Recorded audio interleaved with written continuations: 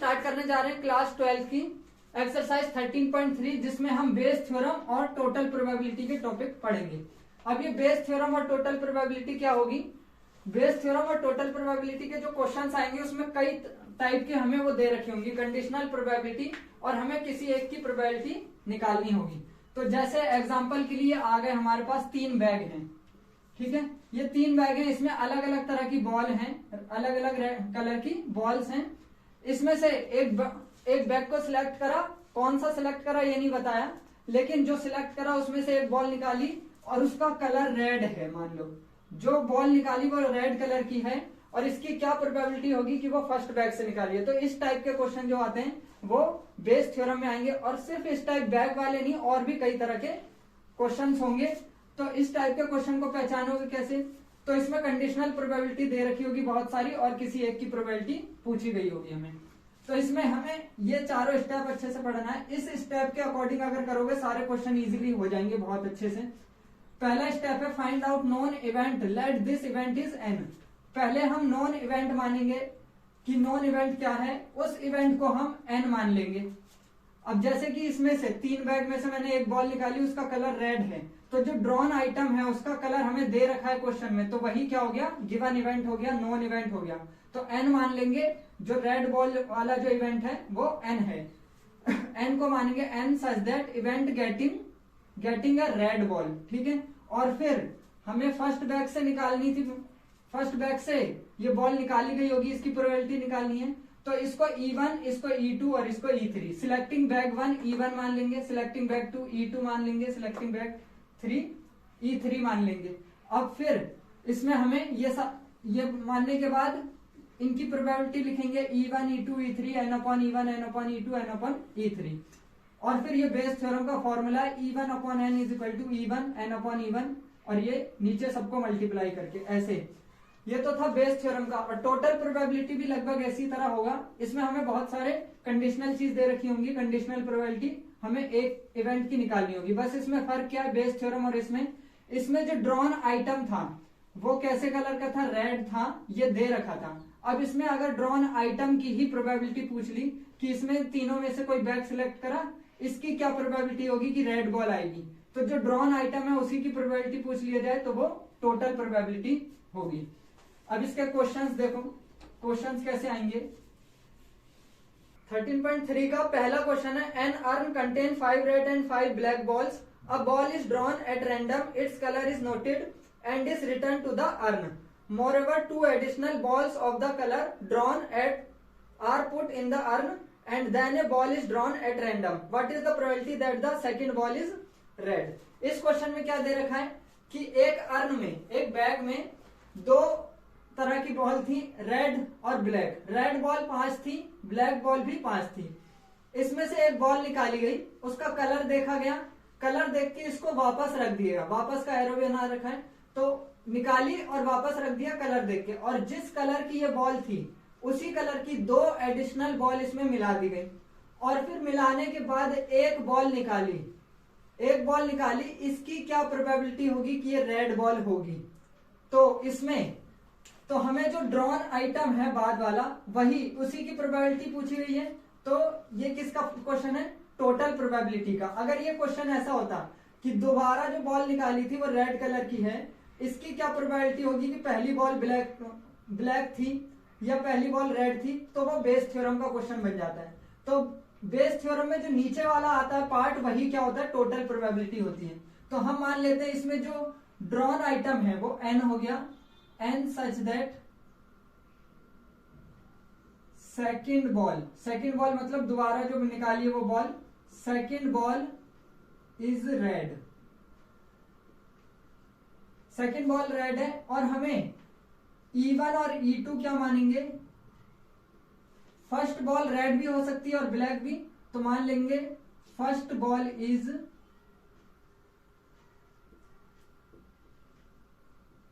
Red, first ball is black. अब हमें इसमें प्रोबेबिलिटी ऑफ क्या निकालना है? सेकंड बॉल रेड की, मतलब प्रोबेबिलिटी n निकालना है। प्रोबेबिलिटी एन वही फॉर्मूला होगा जो टोटल प्रोबेबिलिटी के नीचे आता है, तो इसका फॉर्मूला क्या होगा, probability E1 N upon E1 plus probability E2 N upon E2। E1 probability red आने की प्रोबेबिलिटी, फर्स्ट बॉल रेड होगी, रेड आने की प्रोबेबिलिटी कितनी होगी, रेड बॉल है 5, टोटल है 10, तो 5/10 हो गई। एन अपॉन E1 का मतलब क्या हुआ, ये चीज हो चुकी है, E1 हो चुका है, इसकी क्या प्रोबेबिलिटी है, E1 हो चुका है, पहली बॉल रेड आ चुकी है, इसकी क्या प्रोबेबिलिटी होगी, सेकंड बॉल रेड है। अगर पहली बॉल रेड थी तो इसमें 2 रेड और ऐड कर दी गई होंगी, तो रेड कितनी हो गई होंगी, 7। अब फिर इसमें से एक रेड बॉल निकालने की प्रोबेबिलिटी क्या होगी, 7 रेड बॉल थी, टोटल 12, तो 7/12 हो जाएगा। E2 की प्रोबेबिलिटी, E2 क्या है, ब्लैक बॉल है, फर्स्ट बॉल क्या है, ब्लैक, तो इसमें से ब्लैक बॉल निकालने की प्रोबेबिलिटी क्या होगी, पहली बॉल ब्लैक होगी, तो 5/10, ब्लैक बॉल है 5 और टोटल थी 10।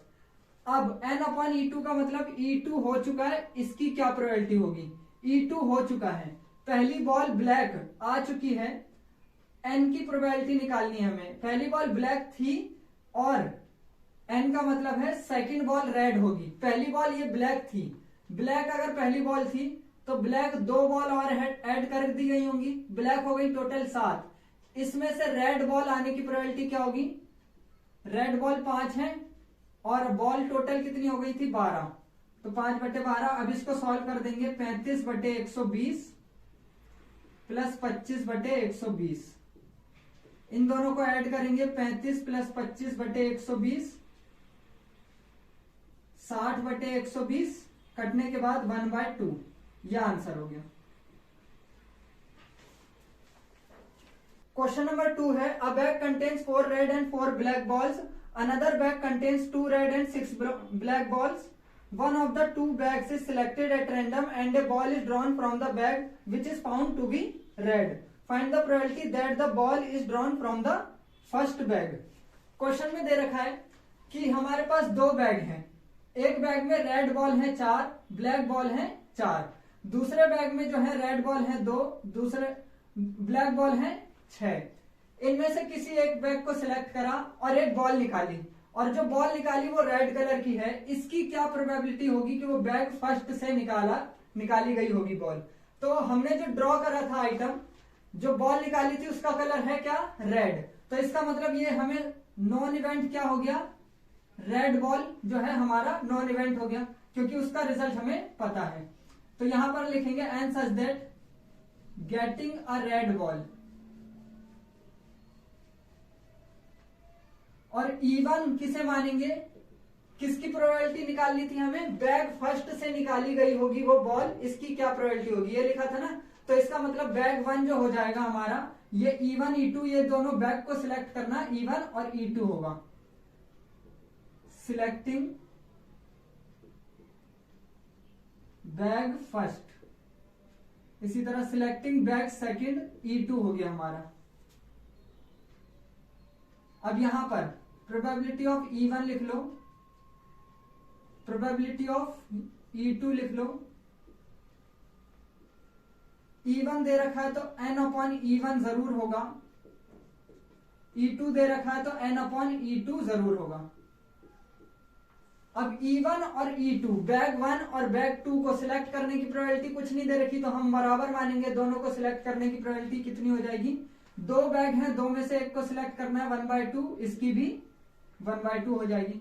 n अपॉन E1 का मतलब क्या हुआ, E1 हो चुका है, इसकी क्या प्रोबेबिलिटी होगी, E1 हो चुका है, बैग फर्स्ट को सिलेक्ट कर चुके हैं, getting a red ball, red ball की क्या प्रोबेबिलिटी होगी बैग फर्स्ट से, तो कितना है, रेड बॉल है 4, टोटल है कितने 8, n अपॉन E2, E2 हो चुका है, n की प्रोबेबिलिटी क्या है, बैग सेकंड सिलेक्ट हो चुका है, रेड बॉल आने की प्रोबेबिलिटी कितनी होगी, 2/8। अब हमें निकालना क्या है, बैग फर्स्ट से निकाली गई होगी वो बॉल, इसकी प्रोबेबिलिटी निकालनी है, मतलब E1 की, और हमें n पहले से दे रखा था कि जो बॉल निकाली थी वो रेड थी, तो इसकी प्रोबेबिलिटी निकालना है। इसका फॉर्मूला क्या हो जाएगा, E1 n upon E1 divided by E1 n upon E1 E2 n upon E2। अगर तीसरा इवेंट होता तो E3 भी आ जाता, इधर पे E3 भी आ जाता। अब इन सब की प्रोबेबिलिटी क्या होगी, ऊपर में इन दोनों को मल्टीप्लाई कर देंगे, नीचे में सबको, तो ये आ जाएगा 1/2 into 4/8 divided by 1/2 into 4/8 plus 1/2 into 2/8। तो इसका एलसीएम और इन सब का एलसीएम सेम होगा, कट जाएगा, तो डायरेक्ट लिखो 4 1 जा 4 अपॉन में 4 प्लस 2, 4/6 कटने के बाद 2/3, इसका आंसर हो गया 2/3। क्वेश्चन नंबर 3 है, of the student in a college it is known that 60% reside in hostel and 40% are day scholar not residing in hostel. Previous year result report that 30% of all students who reside in hostel attain A grade and 20% of day scholar attain A grade in their annual examination. At the end of the year, one student is chosen at random from the college and he has an A grade. What is the probability that the student is a hostler? Third question में क्या दे रखा है, एक college में hostel में रहने वाले जो स्टूडेंट थे वो 60% थे और डे स्कॉलर कितने थे, 40% थे। और जो हॉस्टल में रहने वाले थे टोटल स्टूडेंट जितने भी थे, टोटल स्टूडेंट में से 30% स्टूडेंट ने ए ग्रेड आई है और डे स्कॉलर में टोटल स्टूडेंट के 20% स्टूडेंट जो है ए ग्रेड ला रहे हैं। ईयर के एंड में हमने एक स्टूडेंट को सिलेक्ट करा और उसका क्या आया, ए ग्रेड आया। इसकी क्या प्रोबेबिलिटी होगी कि वो हॉस्टलर होगा, ये निकालना है हमें। तो इसमें नॉन इवेंट क्या है, एक स्टूडेंट को जो सिलेक्ट करा था उसकी ग्रेड क्या थी, ए ग्रेड। तो जो नॉन इवेंट है मतलब ड्रॉन आइटम वगैरह जो होता है वो नॉन इवेंट है। इसका रिजल्ट पता है ना कि जो सिलेक्ट करा था हमने स्टूडेंट उसकी ग्रेड क्या थी, ए। तो एन क्या मान लेंगे, N such that student getting grade A. और हमें किसकी प्रोबेबिलिटी निकालनी है कि वो हॉस्टलर था, तो E1 मान लेते हैं, E1 student having hosteller. E2 क्या मानेंगे, इसी का सिमिलर इवेंट क्या होगा, हॉस्टलर नहीं है तो डे स्कॉलर होगा, स्टूडेंट हैविंग डे स्कॉलर। जैसे ही ये तीनों इवेंट मान लिए, फिर अपने आप ये लिखेंगे probability of E1 n upon E1, E2 n upon E2 लिखेंगे। E1 की प्रोबेबिलिटी क्या होगी, हॉस्टलर के कितने हैं, 60% है और डे स्कॉलर के 40% है। तो 60% 60/100, 40% 40/100, परसेंट के मतलब divide by 100। n upon E1 का मतलब हो गया ये चीज हो चुकी है, इसकी क्या प्रोबेबिलिटी है, E1 हो चुकी है। E1 हो चुकी है मतलब हॉस्टलर था वो और ए ग्रेड आएगी उसकी, हॉस्टलर था ए ग्रेड आएगी, ऐसे कितने हैं 30% है। और डे स्कॉलर था ए ग्रेड आएगी, ऐसे कितने 20% है, 20/100। अब ये फॉर्मूला लिखकर हमें निकालनी किसकी है, हॉस्टलर की, मतलब E1 की निकालनी है। ऊपर में इन दोनों को मल्टीप्लाई, नीचे में इन सबको मल्टीप्लाई करके ऐड, तो 60/100 multiply 30/100 divided by 60/100 multiply 30/100 plus 40/100 multiply 20/100। 100 into 100, 100 into 100, 100 into 100। LCM सबका सेम आ रहा है, कट जाएगा तो बचेगा सिर्फ ये।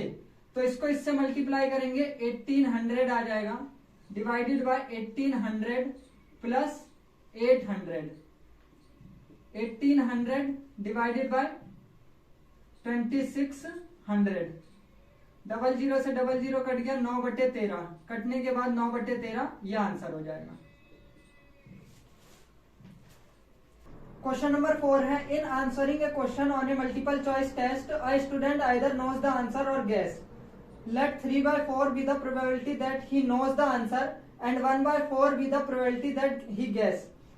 Assuming that a student who guesses at the answer will be correct with probability 1/4. What is the probability that the student knows the answer given that he answer correctly? ये question दे रखा है, इसमें दे रखा है कि एक मल्टीपल चॉइस क्वेश्चन लिया गया है, उसमें बहुत सारे क्वेश्चन होंगे, वो क्वेश्चन का आंसर जानता है, इसकी प्रोबेबिलिटी है 3/4। मतलब जितने भी क्वेश्चन है उनमें से 3/4 प्रोबेबिलिटी से वो क्वेश्चन जानता है, 4 में से 3 क्वेश्चन को आंसर जानता होगा, और बाकी जो है एक क्वेश्चन का आंसर गैस कर रहा है 1/4। तो जानने वाले क्वेश्चन की प्रोबेबिलिटी है 3/4 टोटल जितने भी आएंगे, और जो गैस करता है वो 1/4 है। इसके आगे दे रखा है कि अगर वो गैस करता है और आंसर करेक्ट होता है, गैस करने पर आंसर करेक्ट होता है, इसकी प्रोबेबिलिटी है 1/4। वो गैस करता है, आंसर करेक्ट होता है 1/4, और फिर उसने एक आंसर दिया, आंसर देने के बाद वो आंसर सही निकला, इसकी क्या प्रोबेबिलिटी होगी कि वो आंसर जानता था। तो इसका मतलब हमें क्या निकालना है, इसमें नॉन इवेंट क्या है, जो आंसर दिया वो क्या था, करेक्ट था। तो n मान लेंगे आंसर इज करेक्ट, आंसर जो था वो करेक्ट था। E1 क्या मानेंगे, E1 हमें क्या पूछा है, knows the answer, he knows the answer, कि वो जानता था आंसर। और E2 क्या मानेंगे, he don't knows the answer, वो नहीं जानता था। इसी का सिमिलर इवेंट।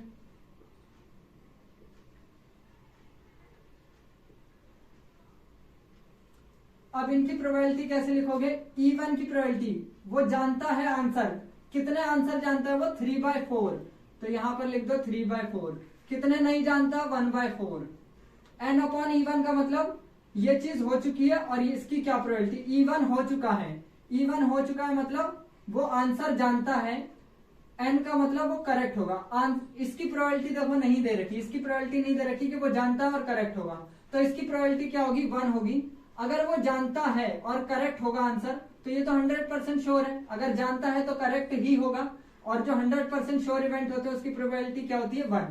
तो यहां पर आ गई 1। अब n अपॉन E2 मतलब वो E2 हो चुका है, वो आंसर नहीं जानता है, इसकी क्या प्रोबेबिलिटी होगी कि वो करेक्ट होगा। आंसर नहीं जानता मतलब गैस करता है, आंसर गैस करता है और करेक्ट होगा आंसर, ऐसी प्रोबेबिलिटी है 1/4। अब इनको क्या करना है, E1 अपॉन n निकालना है, ऊपर इसको मल्टीप्लाई कर दो 3/4 इंटू 1, नीचे इन सबको मल्टीप्लाई कर दो इंटू 1 प्लस 1/4 इंटू 1/4। इसमें एलसीएम सेम नहीं आ रहा है, तो इसको ऐसे लिखो, पहले 3/4 अपॉन में 3/4 प्लस 1/16। तो इसको भी 16 बनाने के लिए 4 और 4 से मल्टीप्लाई डिवाइड कर दो, 4 से, ताकि एलसीएम सेम आ जाए। तो कितना आ जाएगा, 4 तिया 12, 12 प्लस 1, तो 12/13 ये आंसर हो जाएगा।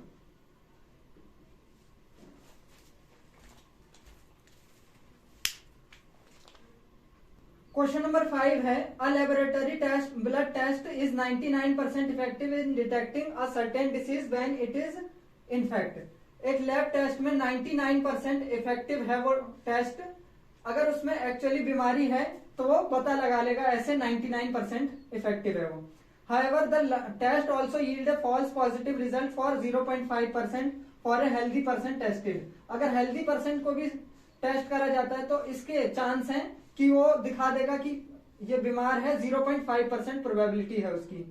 इसके आगे ब्रैकेट में वही चीज समझा रखिए, if 0.1% of the population actually has the disease, 0.1% actually disease है, 0.1% में टोटल पॉपुलेशन की 0.1% में ये बीमारी है।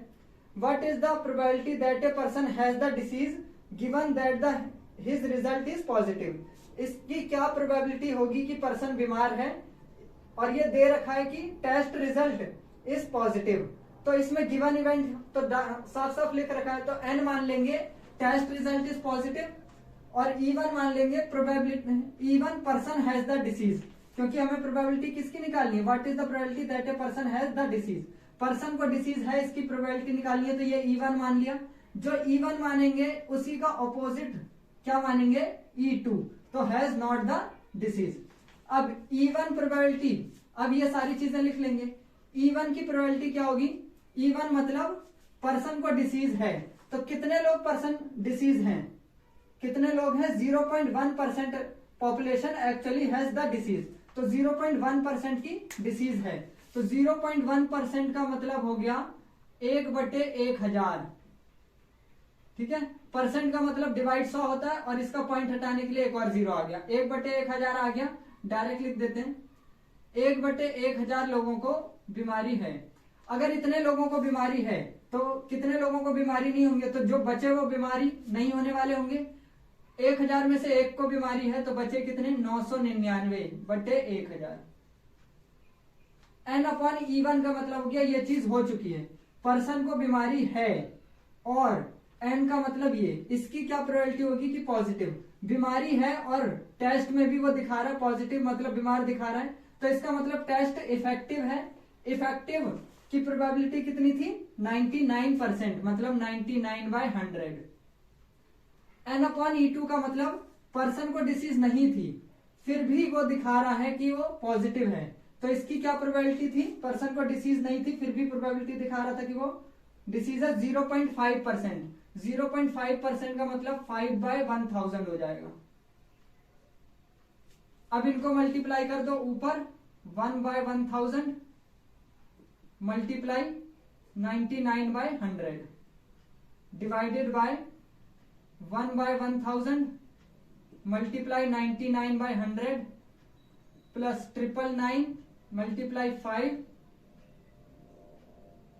999 डिवाइड 1000 मल्टीप्लाई 5/1000।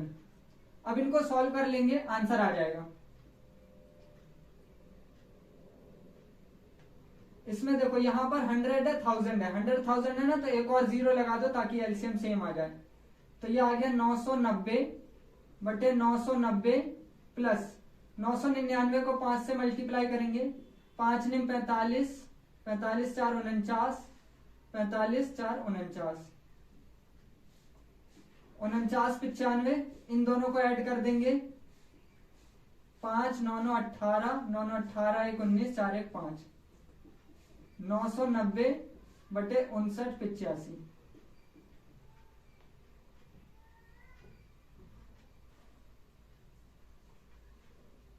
यह आंसर हो जाएगा। क्वेश्चन नंबर 6 है, there are 3 coins. One is two-headed coin having head on both faces. Another is a biased coin that comes up heads 75% of the time, and third is biased coin. One of 3 coins is chosen at random and tossed. It shows heads. What is the probability that it was the two-headed coin? ये question है। हमारे पास 3 तरह की coin है, एक coin है जिसमें दोनों हेड है, एक कॉइन है, एक बाइज्ड कॉइन है। बाइज्ड का मतलब उसमें दोनों की प्रोबेबिलिटी सेम नहीं है, एक चीज ज्यादा बार आती है, दूसरी चीज कम बार।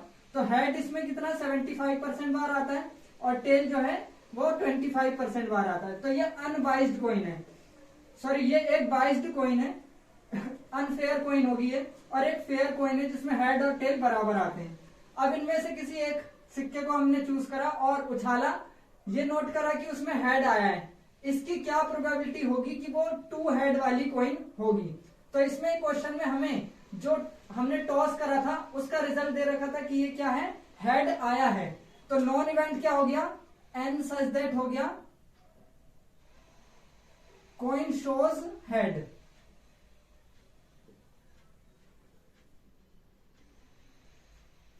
E1 मान लेते हैं, ये फर्स्ट कॉइन है, ये सेकंड कॉइन है, और ये थर्ड कॉइन है। E1 मान लेते हैं selecting coin 1,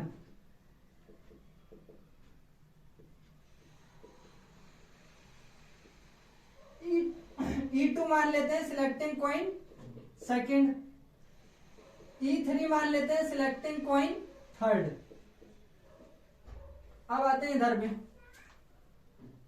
probability of E1। E1 की प्रोबेबिलिटी क्या होगी, E2 की और E3 की, तीनों कॉइन को सिलेक्ट करने की प्रोबेबिलिटी क्या होगी, क्योंकि कॉइन को सिलेक्ट करने के लिए कुछ नहीं दे रखा, लेकिन कॉइन की हेड या टेल आने की प्रोबेबिलिटी दे रखी है। लेकिन कोइन को सिलेक्ट करने की कुछ प्रोबेबिलिटी नहीं दे रखी, तो तीनों की सिलेक्ट करने की क्या होगी 1/3 1/3 1/3। 3 कोइन है, 3 में से एक को चूज करना है। हेड टेल तो बाद में देखेंगे, पहले कोइन को चूज करना है। तो 1/3 1/3 1/3 हो गया। n/e1 को पहले कैसे पढ़ेंगे, E1 हो चुका है, E1 हो चुका है मतलब हमने कोइन फर्स्ट को सिलेक्ट कर चुके हैं और n की प्रोबेबिलिटी क्या होगी, कोइन फर्स्ट में हेड आने की प्रोबेबिलिटी क्या होगी, हेड तो ये फिक्स है, हेड आएगा ही आएगा और ये श्योर इवेंट की प्रोबेबिलिटी क्या होती है 1। n/e2 का मतलब E2 हो चुका है, n की प्रोबेबिलिटी क्या होगी E2 मतलब सेकंड कोइन को सिलेक्ट कर लिया। अब इसमें हेड आने की क्या प्रोबेबिलिटी होगी, हेड आने की क्या है 75% है। 75% कटने के बाद ये क्या हो जाएगा 3/4 हो जाएगा। इसी तरह थर्ड में क्या होगा, हेड आने की प्रोबेबिलिटी क्या होगी 1/2 होगी, इसकी 1/2 हो गई। अब हमें निकालना है कि वो फर्स्ट कोइन थी, इसकी क्या प्रोबेबिलिटी होगी अगर हेड आ चुका है, E1/n निकालना है। तो ये फॉर्मूला लग जाएगा बेस थ्योरम का। अब ऊपर इन दोनों को मल्टीप्लाई करेंगे और नीचे सबको मल्टीप्लाई करके add, 1/3 × 1 divided by 1/3 × 1 plus 1/3 × 3/4 plus 1/3 × 1/2। तो ये आ जाएगा 1/3 डिवाइडेड बाय 1/3 प्लस 3/4 प्लस 3 से ये 3 कट गया, 1/3 प्लस 1/4 प्लस 1/6। अब इन तीनों का एलसीएम ले लेंगे, 3, 4 और 6 का एलसीएम कितना हो जाएगा 12 हो जाएगा। तो सबको 12 बना दो। इसको 12 बनाने के लिए 4 4 से मल्टीप्लाई कर दो, इसको 12 बनाने के लिए 4 4 से मल्टीप्लाई कर दो, इसको 3 3 से और इसको 2 2 से। तो एलसीएम सबका बराबर आ जाएगा। तो यहां पर आ जाएगा एलसीएम से एलसीएम कट जाएगा, आ जाएगा 4 4 प्लस 3 प्लस 2, 4 बटे में 4 3 7 2 9, 4/9 ये इसका आंसर हो जाएगा। क्वेश्चन नंबर 7 है, an insurance company insured 2000 scooter driver, 4000 car driver and 6000 truck drivers. The probability of an accident are 0.01, 0.03 and 0.15 respectively. One of the insured person meets with an accident. What is the probability that he is a scooter driver? इसमें question में दे रखा है कि एक insurance company थी, उसने 2000 scooter driver के इंश्योरेंस करे, 4000 कार ड्राइवर के इंश्योरेंस करे, 6000 ट्रक ड्राइवर के इंश्योरेंस करे। अब इनमें से कोई एक पर्सन का एक्सीडेंट अगर होगा, स्कूटर वाले का अगर एक्सीडेंट होगा तो इसकी प्रोबेबिलिटी है 0.01, कार वाले की प्रोबेबिलिटी है एक्सीडेंट होने की 0.03, ट्रक वाले की प्रोबेबिलिटी है 0.15। अब आगे दे रखा है कि एक पर्सन को सिलेक्ट करा गया, उसका एक्सीडेंट हो जाता है, इसकी क्या प्रोबेबिलिटी है कि वो स्कूटर ड्राइवर होगा। तो इस पूरे क्वेश्चन में हमें क्या चीज दे रखी है कि जो हमारा पर्सन था उसका एक्सीडेंट हो गया है, तो ये वाली चीज गिवन है ना। तो बेस थ्योरम के क्वेश्चन में ये वाला क्वेश्चन सबसे अच्छे तरीके से समझ सकते हो तुम कि एक्सीडेंट हो गया, ये वाला हमें नॉन इवेंट है। तो हम मान लेंगे person meets with accident, person का एक्सीडेंट हो गया है। अब E1 E2 E3 क्या मानेंगे, हमें किसकी प्रोबेबिलिटी पूछिए कि वो स्कूटर ड्राइवर होगा। तो स्कूटर ड्राइवर को सिलेक्ट करने की प्रोबेबिलिटी, स्कूटर ड्राइवर को सिलेक्ट करना क्या हो जाएगा E1 और car driver E2, truck driver E3। तो यहां पर लिखेंगे selecting a person having scooter driver, ठीक है। इसी तरह स्कूटर के बाद है car driver, car driver, car driver के बाद क्या है ट्रक ड्राइवर।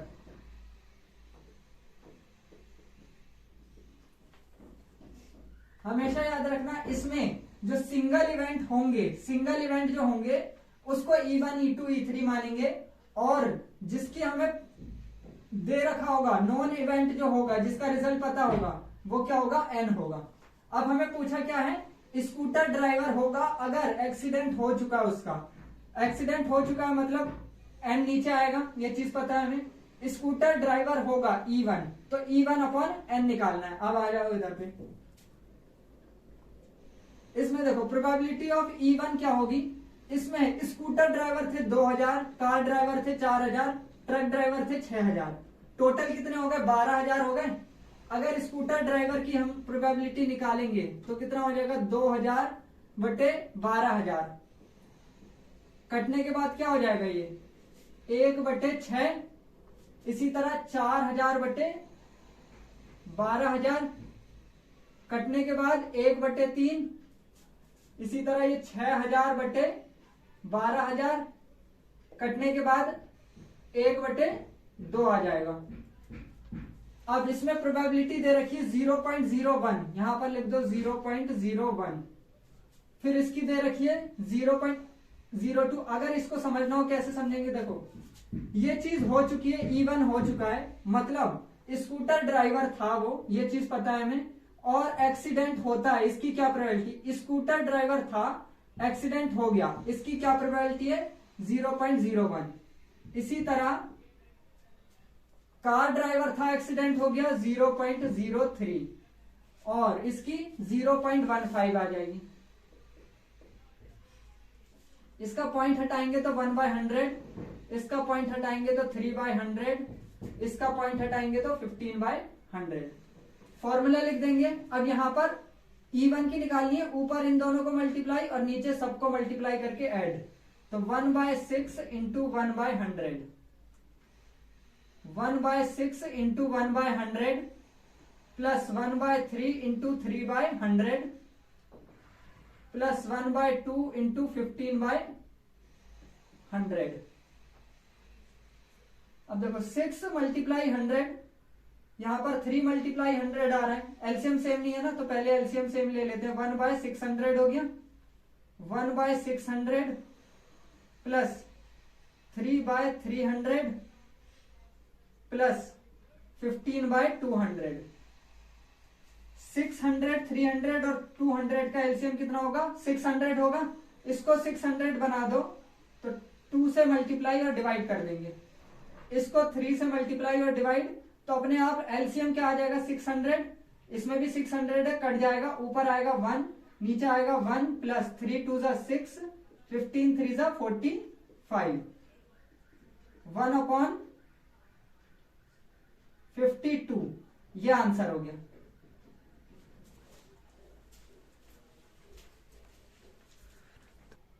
क्वेश्चन नंबर 8 है, a factory has 2 machines A and B.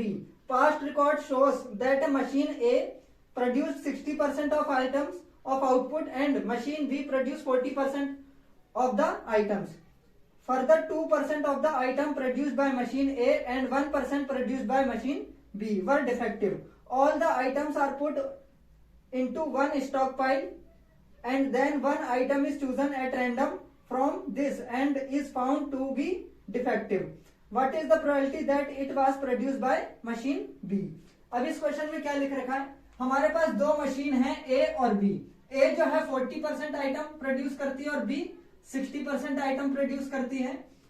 Past record से ये पता चलता है हमें कि जो A मशीन है वो डिफेक्टिव आइटम, क्योंकि जितने भी आइटम प्रोड्यूस करती है, टोटल आइटम का जितने भी इन दोनों ने मिलाकर प्रोड्यूस करा होगा उसका टोटल आइटम का 2% ये डिफेक्टिव आइटम बनाती है, और बी मशीन के द्वारा डिफेक्टिव आइटम बनते हैं 1%। मतलब यहां पर 2 इवेंट आ गए, ये कंडीशनल प्रोबेबिलिटी दे रखी है 2 और 1%, और ये जो है सिंगल इवेंट की प्रोबेबिलिटी केवल ए मशीन और बी मशीन है। अब इसमें कहा गया इसकी जो भी प्रोडक्ट थे ए मशीन के और बी मशीन के जो भी प्रोडक्ट थे प्रोड्यूस करे हुए, उनको एक साथ मिलाकर रख दिया। अब फिर उसमें से एक प्रोडक्ट निकाला, अब उसको देखा हमने कि वो डिफेक्टिव है, ये चीज हमें दे रखी है, जो हमने सिलेक्ट करा ड्रॉ करा आइटम वो क्या है, डिफेक्टिव है। इसकी क्या प्रोबेबिलिटी होगी कि वो बी मशीन का आइटम होगा। तो इसमें क्या चीज हमें पता थी कि जो हमने ड्रॉन आइटम करा, जो निकाला है प्रोडक्ट वो क्या है, डिफेक्टिव। और जब भी नॉन इवेंट निकालना हो तो ऐसे ही होगा, ड्रॉन आइटम होगा, स्पीकिंग ट्रूथ होगा, डॉक्टर की रिपोर्ट होगी, ये सारी चीजें क्या होंगी, नॉन इवेंट होंगी। तो मतलब एन का वैल्यू, यहां पर एन की वैल्यू क्या मानेंगे हम, लेट ये मान लेते हैं आ डिफेक्टिव आइटम इज प्रोड्यूस, ठीक है, आ डिफेक्टिव आइटम इज प्रोड्यूस। अब इधर पर मशीन का सिलेक्शन कहीं नहीं है, पूरी चीजें किस में चल रही है, जो हमारा प्रोडक्शन है उस आइटम के बारे में। तो इसलिए हम यहां पर ये नहीं लिखेंगे कि मशीन को हमने सिलेक्ट करा, यहां पर लिखेंगे ए मशीन से प्रोड्यूस होने वाला item, item produce by machine A, item produce by machine A. इसी तरह दूसरे वाले में होगा item produce by machine B. तीसरा इवेंट नहीं है तो ये चीज नहीं लिखेंगे, सिर्फ यही दोनों लिखेंगे। और इसी तरह फॉर्मूले में भी ये तीसरी चीज नहीं आएगी, ये चीज नहीं आएगी और ये चीज नहीं आएगी, ये चीज मत लिखना जो एक्स्ट्रा है। अब इसमें देखो, हमें प्रोबेबिलिटी ऑफ E1 ये सारी चीज लिख देना, E1 n/E1, E2 n/E2, E3 n/E3, बिना क्वेश्चन पढ़े तुम्हें बस खाली ये लिखना पहले। लेकिन इसमें क्या है, तीसरा आइटम तो है नहीं, तो इसलिए ये वाली मत लिखना, सिर्फ ये दोनों लिखना। और फॉर्मूले में भी ये चीज नहीं आई है, तीसरी वाली। अब देखो E1 की प्रोबेबिलिटी क्या होगी, E1 का मतलब है ए मशीन से प्रोड्यूस होने वाला आइटम, ए से मशीन से प्रोड्यूस होने वाला आइटम कितने, 40%, तो लिख दो 40/100, और बी मशीन से 60/100। n/E1 का मतलब ये चीज हो चुकी है, E1 मतलब मशीन ए से प्रोड्यूस हो चुका है, अब वो डिफेक्टिव होगा, इसकी क्या प्रोबेबिलिटी है, तो ये ना ए मशीन से डिफेक्टिव 2% है, तो 2/100, और बी मशीन से इसी तरह बी मशीन से प्रोड्यूस हो चुका है वो, और वो डिफेक्टिव होगा, इसकी क्या प्रोबेबिलिटी है, 1/100, 1% मतलब 1/100।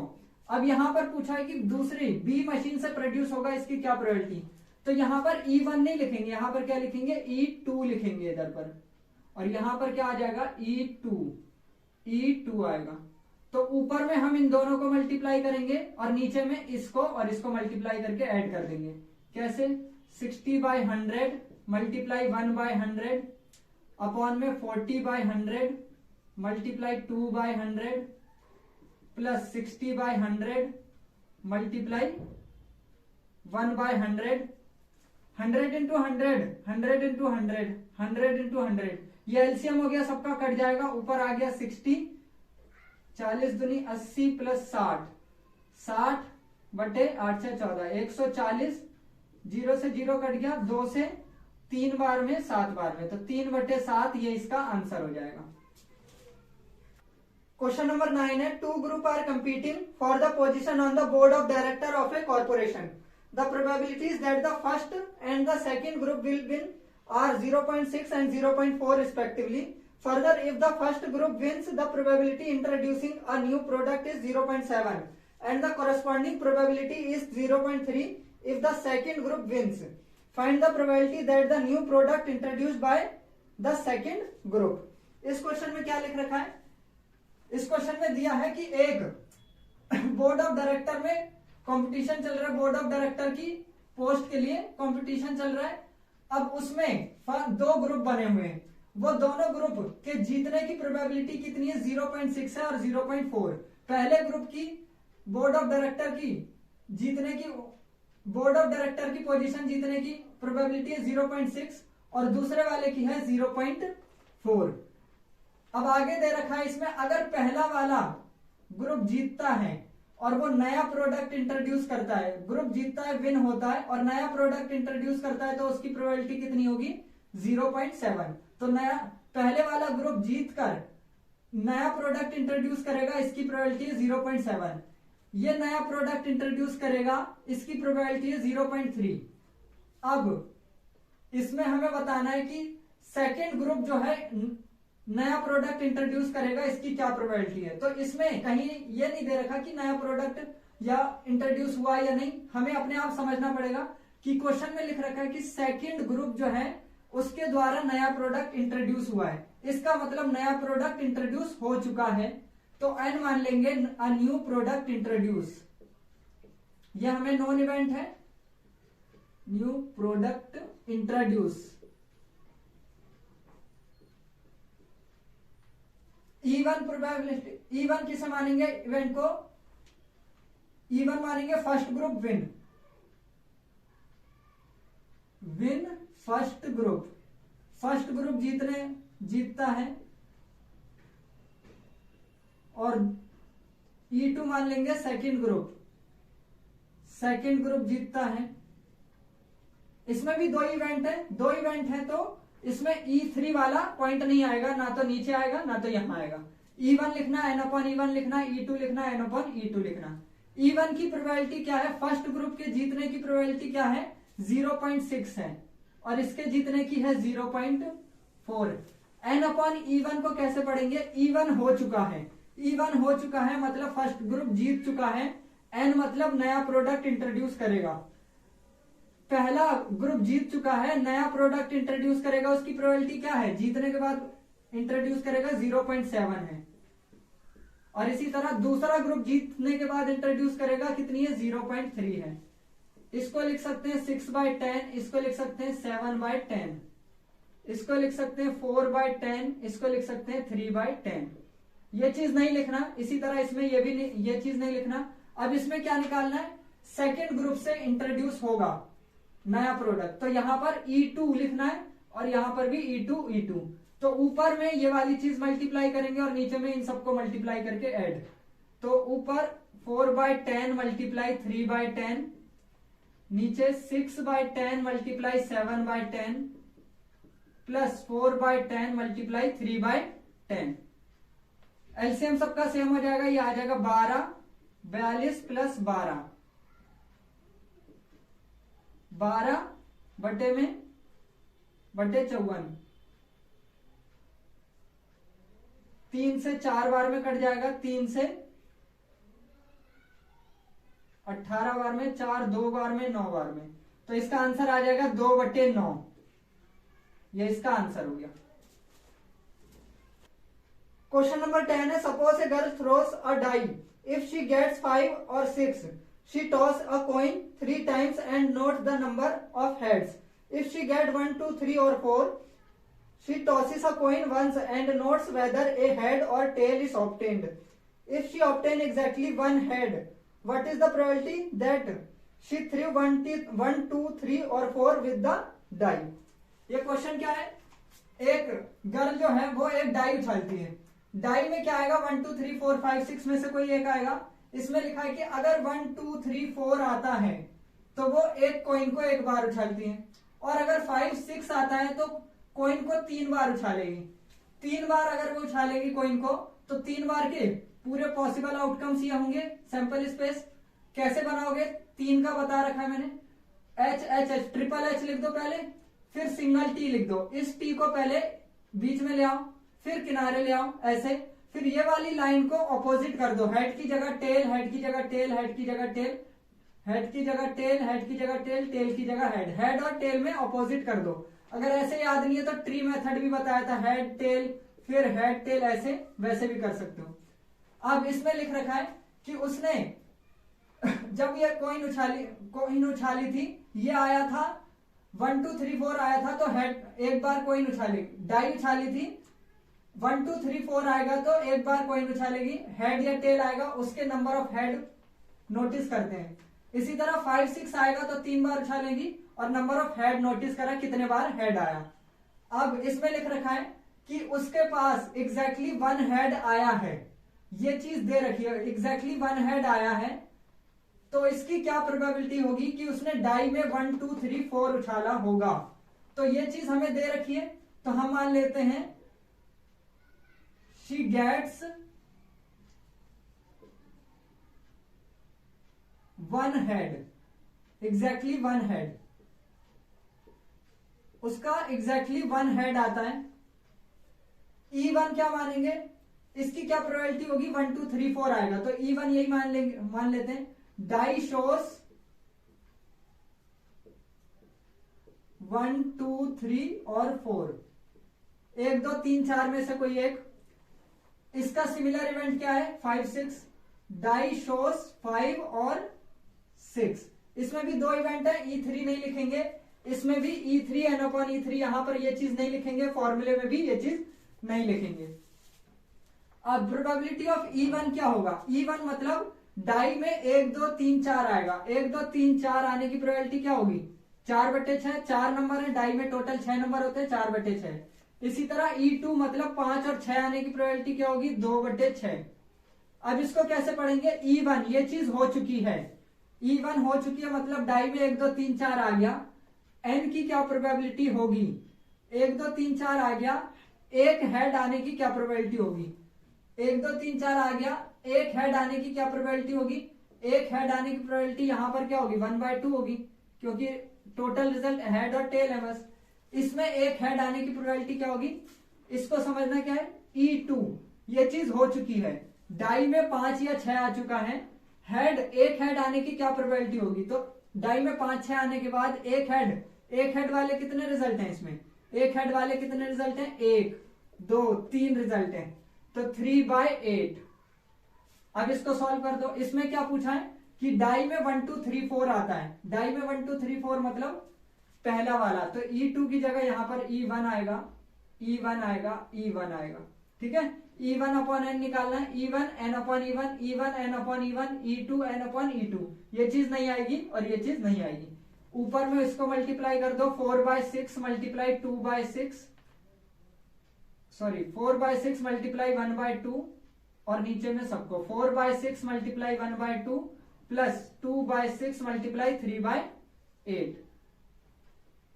अब इसमें 4/12 हो गया, ये 4/12 हो गया, प्लस 6/48, इन सब 12 और 48 का एलसीएम क्या हो गया 48 हो गया, तो इसको भी 48 बना दो, 4 4 से मल्टीप्लाई करके, तो ये आ गया 16, 16 प्लस 6, 16/22 कटने के बाद 8/11, यह आंसर हो गया।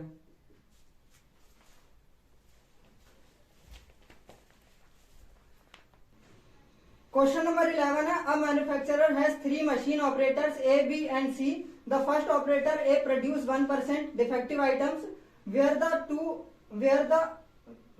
the other two operator B and C produce 5% and 7% defective items respectively.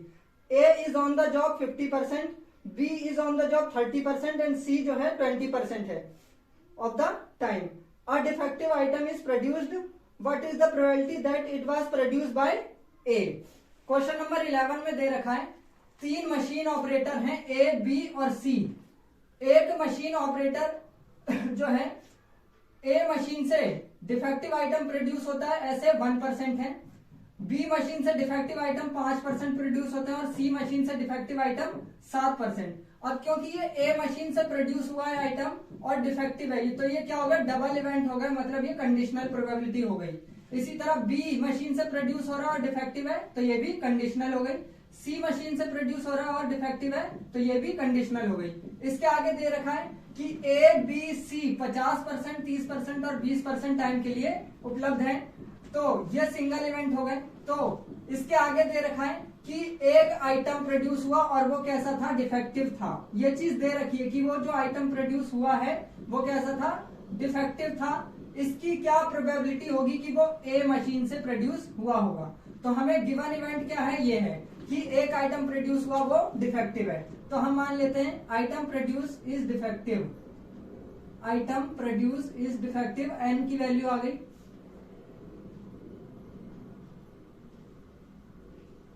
Defective. अब E1, E2, E3 क्या मानेंगे, इसकी क्या प्रोबेबिलिटी होगी कि वो A से प्रोड्यूस हुआ होगा, तो E1 ये मानेंगे और इसी के सिमिलर इवेंट क्या है B और C। Item produce bye A,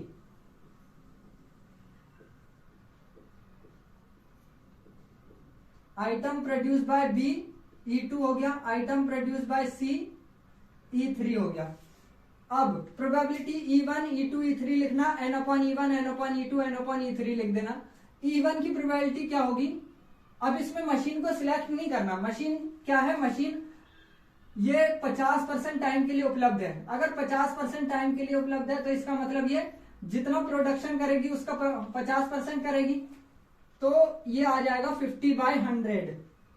production इसकी क्या हो गई 50/100, इसका 30% है तो 30/100 और इसका 20/100। अब इसको समझेंगे। N/E1 का मतलब ये चीज हो चुकी है, E1 हो चुका है मतलब आइटम जो है ए मशीन से प्रोड्यूस हो चुका है। N का मतलब डिफेक्टिव, तो डिफेक्टिव आइटम ए से प्रोड्यूस होगा, इसकी क्या प्रोबेबिलिटी है, ऐसी कितनी है 1%, इसकी 1% है 1/100, इसकी दे रखी है बी से डिफेक्टिव है 5%, 5/100, और सी का कितना है 7%, 7/100। अब इसकी प्रोबेबिलिटी निकालनी है कि वो फर्स्ट मशीन से प्रोड्यूस हुआ होगा, मतलब E1 की अपॉन N की निकालनी है। तो ऊपर इन दोनों को मल्टीप्लाई करेंगे और नीचे में इन सबको मल्टीप्लाई करके ऐड कर देंगे, तो ये आ जाएगा 50/100 multiply 1/100 divided by 50/100 multiply 1/100 plus 30/100 multiply 5/100 plus 20/100 multiply 7/100।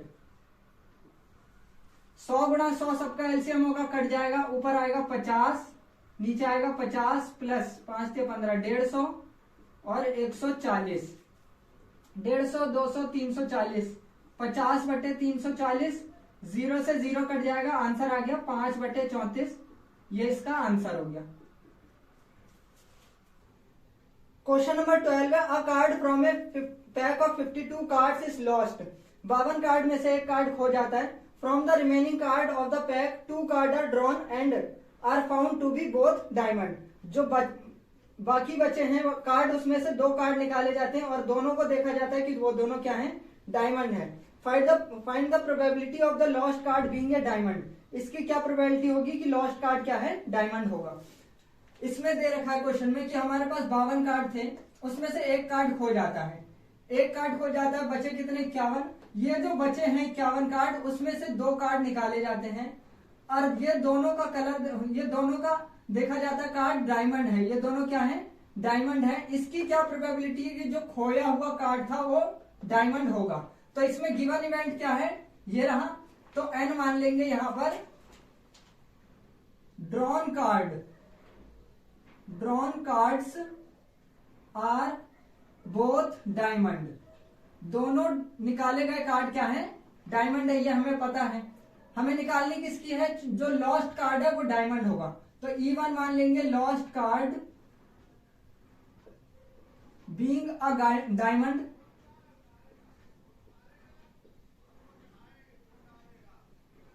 ठीक है। लॉस्ट कार्ड जो था वो डायमंड था, तो इसका सिमिलर इवेंट क्या होगा, डायमंड नहीं होगा। Lost card being not a diamond, ठीक है, lost card diamond, lost card diamond हो गया E1 और लॉस्ट कार्ड डायमंड नहीं होगा वो हो गया E2। अब इसमें ये तीसरा वाला नहीं लिखेंगे और ना ही ये तीसरा वाला। हमें प्रोबेबिलिटी पूछी है किसकी, कि जो लॉस्ट कार्ड है वो डायमंड है, मतलब E1/N की वैल्यू पूछी है। तो E1 और E2 की वैल्यू क्या होगी, प्रोबेबिलिटी E1 E2 की। लॉस्ट कार्ड डायमंड है, डायमंड होते कितने कार्ड है हमारे पास, डायमंड होते हैं 13 कार्ड, तो 13/52। अब यहां पर देखो, यहां पर मैंने टोटल 52 लिया है, क्योंकि ये लॉस्ट कार्ड की प्रोबेबिलिटी पूछा है, उसके बाद जो निकाले गए कार्ड उसकी नहीं, जो लॉस्ट कार्ड है उसी की प्रोबेबिलिटी पूछी गई है। तो मतलब इसमें टोटल कार्ड शामिल होंगे 13/52, और जो नहीं होंगे तो कितना, 13 हटा देंगे 52 में से बचेंगे कितने 39, 39/52। अब N/E1 का मतलब हो गया ये चीज हो चुकी है, इसकी क्या प्रोबेबिलिटी है, E1 हो चुकी है मतलब डायमंड कार्ड खो चुका है, इसकी क्या प्रोबेबिलिटी है कि दोनों डायमंड आएंगे। तो डायमंड खोने के बाद कितने डायमंड बचेंगे 12। अब इन 12 में से 2 डायमंड चाहिए हमें।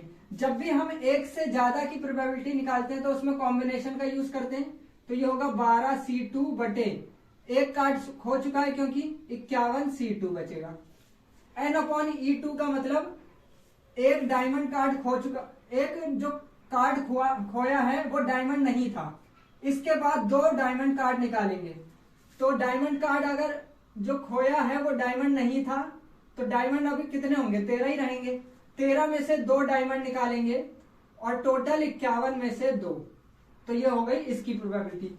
अब इन सबको मल्टीप्लाई कर दो, ऊपर इनको 13/52 multiply 12C2 divided by 51C2, 13/52 multiply 12C2 divided by 51C2 plus 39/52 multiply 13C2 multiply divide 51C2, तो 52 मल्टीप्लाई 51C2 एलसीएम हो गया, 13 multiply 12C2 divided by 13 multiply 12C2 plus 39 multiply 13C2।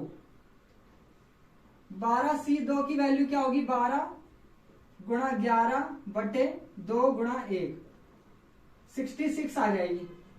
तो 12C2 की वैल्यू आ गई 66। 13 गुणा 66 प्लस 39 गुणा 13C2 की कितनी होगी, 13 12 2 1 6, 13 6 78 होगी ये। अगर कैलकुलेशन इजी करनी हो तो इसमें कॉमन लेकर सॉल्व कर देते हैं। 13 गुणा 66 डिवाइडेड बाय 13 इसमें भी आएगा, 13 के टेबल में ये भी आता है, 13 कॉमन ले लो। 6 के टेबल में ये भी आता है, 78 भी आता है, 6 भी कॉमन ले लो। यहां पर क्या बचेगा, 13 कॉमन लिया, 6 कॉमन लिया, बचा 11। 13 कॉमन लिया, 13 तिया 39, 6 कॉमन लिया तो बचा कितना, 6 कम 6 6 तिया 18, 13 बचा। इस 13 से ये 13 कट जाएगा, 6 से ये 11 बार में कट गया, बचा कितना 11 बटे, यहां पर लिख देते हैं 11/11 प्लस 13 तिया 39, 11/9 1 10 3 1 4 और 1 5, 11/50 ये आंसर हो जाएगा। तो कॉमन लेकर काट देना तो कैलकुलेशन इजी हो जाएगी।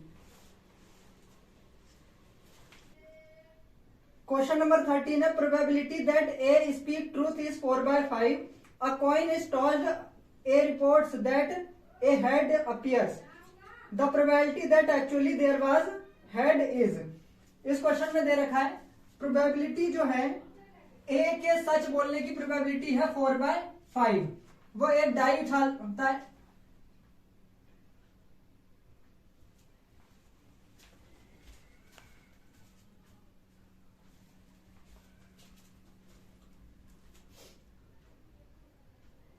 क्वेश्चन नंबर 13 है, probability that A speaks truth is 4/5, a coin is tossed, A report that a head appears, the probability that actually there was head is. इस क्वेश्चन में दे रखा है कि कोई पर्सन है, वो पर्सन जो है उसके सच बोलने की प्रोबेबिलिटी है 4/5।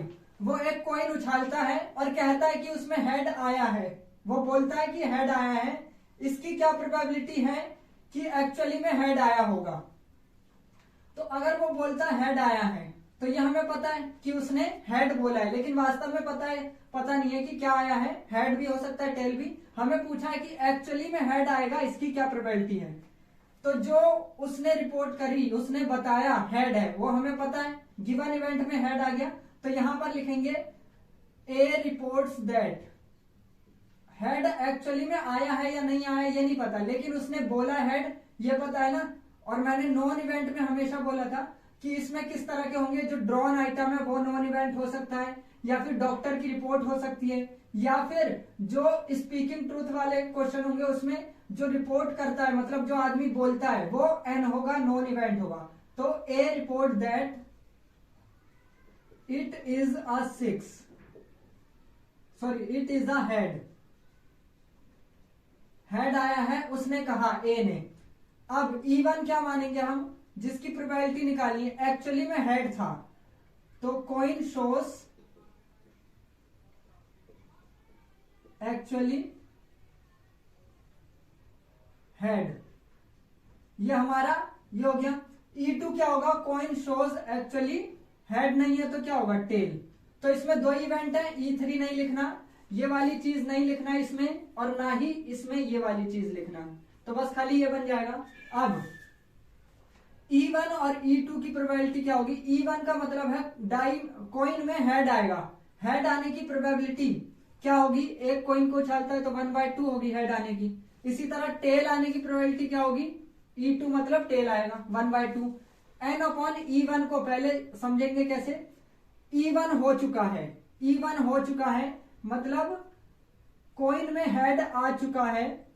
अब N की प्रोबेबिलिटी मतलब उसने हेड बोला है, कॉइन में हेड आ चुका है और उसने हेड बोला है, इसकी क्या प्रोबेबिलिटी होगी? अगर कॉइन में हेड आ चुका है और उसने भी हेड बोला है, इसका मतलब वो सच बोल रहा है, और सच बोलने की प्रोबेबिलिटी कितनी दे रखी है? 4/5।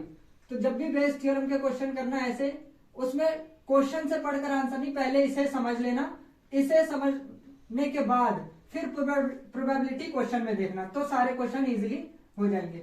अब N अपॉन E2 का मतलब समझो। E2 मतलब ये चीज हो चुकी है, E2 ये मतलब ये चीज हो चुकी है, मतलब कॉइन में टेल आ चुका है, कॉइन में टेल आ चुका है। N का मतलब उसने हेड बोला, कॉइन में टेल आया और उसने हेड बोला, इसकी क्या प्रोबेबिलिटी होगी?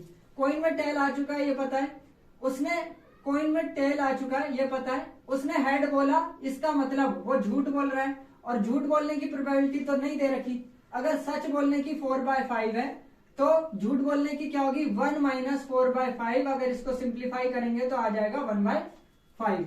हमें निकालना है कि एक्चुअली में हेड होगा, मतलब E1 की प्रोबेबिलिटी निकालनी है। तो ऐसे लिखेंगे E1 अपॉन N, ऊपर में इन दोनों को मल्टीप्लाई, नीचे में इन दोनों को मल्टीप्लाई करके हेड लिख दो। 1/2 इंटू 4/5, 1/2 इंटू 4/5 प्लस 1/2 इंटू 1/5।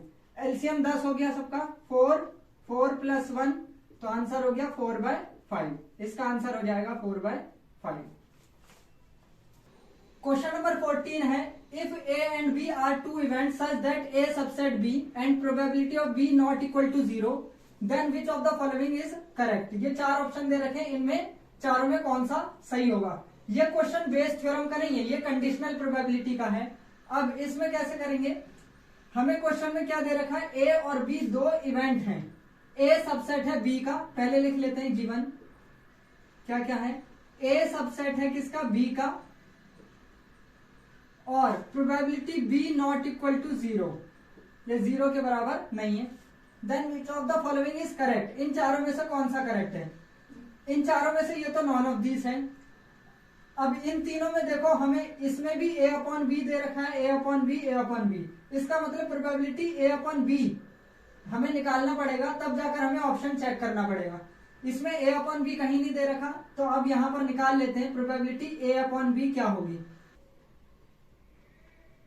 अब प्रोबेबिलिटी A अपॉन बी निकाल लेंगे तो ये होगा probability A intersection B upon में प्रोबेबिलिटी ऑफ बी, क्योंकि A और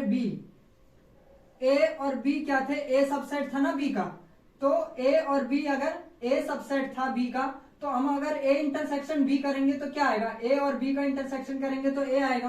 तो probability of A upon B की वैल्यू आ गई कितनी? A इंटरसेक्शन B की जगह लिख सकते हैं A B, इसको इधर लाएंगे तो probability of A upon B multiply probability of B is equal to probability of A। अब हमें पता है किसी की भी प्रोबेबिलिटी जो होती है वो 0 से लेकर 1 के बीच में होती है, ना तो 1 से ज्यादा हो सकती है ना तो 0 से कम। तो इसका मतलब प्रोबेबिलिटी ऑफ B की वैल्यू जो होगी वो प्रोबेबिलिटी ऑफ B की वैल्यू जो होगी वो 1 से छोटी होगी या 1 के बराबर होगी। अगर 1 के बराबर होगी प्रोबेबिलिटी ऑफ B, तो ये 1 आ गई, इसको इससे मल्टीप्लाई करेंगे तो प्रोबेबिलिटी A अपॉन बी की वैल्यू A के बराबर आ जाएगी। ऑप्शन में सिर्फ इस ऑप्शन में दे रखा है इक्वल। अब ये वाला देखो अपने आप सही हो जाएगा, ये वाला ऑप्शन के अकॉर्डिंग ये वाला कर दोगे, लेकिन अगर पूरा आंसर लिखना है तो हमें पता है प्रोबेबिलिटी ऑफ B की वैल्यू 1 से कम हो भी सकती है, 1 से कम भी हो सकती है। तो किसी भी संख्या को अगर 1 से कम संख्या से मल्टीप्लाई करेंगे तो वो संख्या क्या हो जाएगी? और छोटी हो जाएगी। जैसे मैंने 6 को 0.9 से करा तो ये और छोटी हो जाएगी। तो इसी तरह A अपॉन बी की वैल्यू जो भी होगी प्रोबेबिलिटी अपॉन बी, अगर ये 1 से छोटी है तो ये जितनी भी थी उससे और कम हो जाएगी, उससे और कम होने के बाद वो ए के बराबर होगी। तो इसका मतलब पहले बड़ी होगी ए से, तभी तो मल्टीप्लाई करने पर छोटी हुई और फिर बराबर हुई। तो इससे हमारी ये कंडीशन निकली, ए अपॉन बी की वैल्यू जो होगी बड़ी होगी किससे, ए से। तो ऑप्शन सी इसका करेक्ट आंसर हो जाएगा।